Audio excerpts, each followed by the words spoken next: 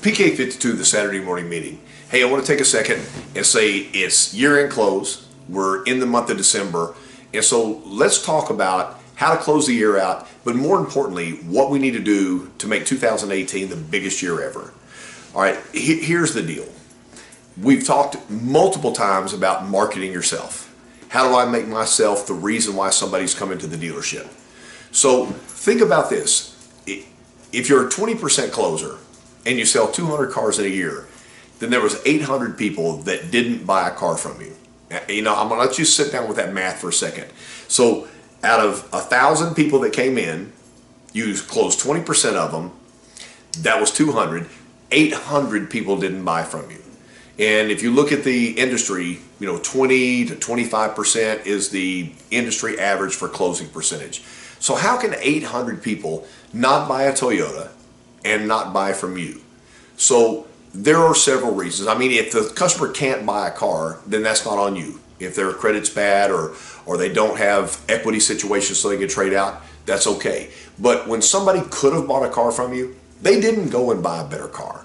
They didn't go to another manufacturer and buy a better car than a Toyota. They didn't buy a car with a better resale value, and they certainly didn't buy a car from a salesperson that's better than you are. So the most important thing that we need to focus on in 2018 is how to generate traffic to you. So how to become bigger than the industry. Do things different than anybody else does. Make yourself the reason why somebody's going to buy a car.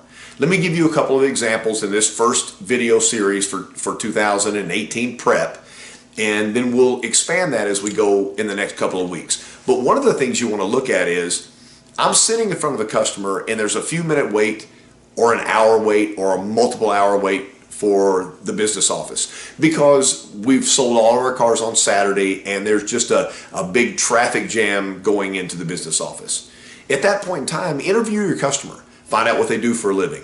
The man sitting in front of you right now, husband and wife, they own a business. They have 50 employees. So immediately what your thought process is, I've already sold them an Avalon and they're going to love the Avalon. I'm going to get them back for another car because the Avalon's fantastic. But your immediate thought should be, there's 50 associates that work in their business.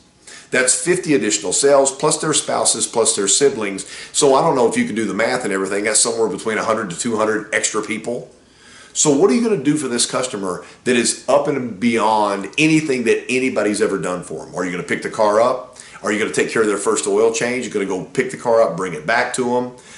Are you going to bring something to the office? Are you going to take care of this customer?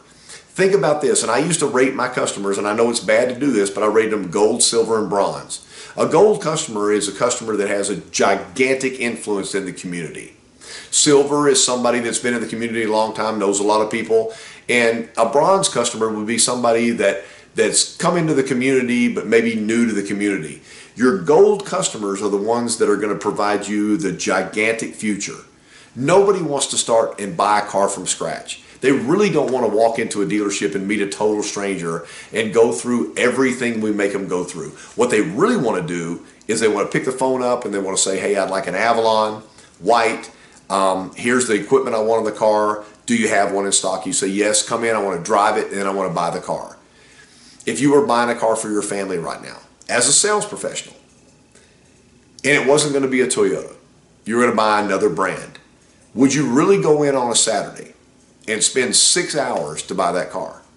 Or would you go through the internet, tell them what you wanted, maybe call the general manager of the dealership and say, hey, I'm KC, work at another brand, but my wife is looking for a car that is something that you guys have right now. What do I need to do? And would you just go in there and just take delivery of the car? Think about the way you would purchase a car and how you would like to be treated when you purchase a car and change the ordeal for the customer. Think about what you need to do to make the customer comfortable with you, because the more comfortable the customer is, the closer you are to a yes. So over the next couple of weeks, what we're going to talk about is, how do I take that gold level customer and expand that into quadrupling my business over the next 5 years? Every time I ran a store, what I wanted to do was get together with the salespeople the first of the year, and I would ask them, I said, what is your 5-year plan? Anybody can plan for the next week or the next month or tomorrow or the next Saturday, but what is your 5-year plan? So I'm looking at you guys right now and asking, what is your 5-year plan? Together over the next few weeks, let's get a 5-year plan together so that this business becomes exactly what you hoped it would be. PK52, the Saturday Morning Meeting.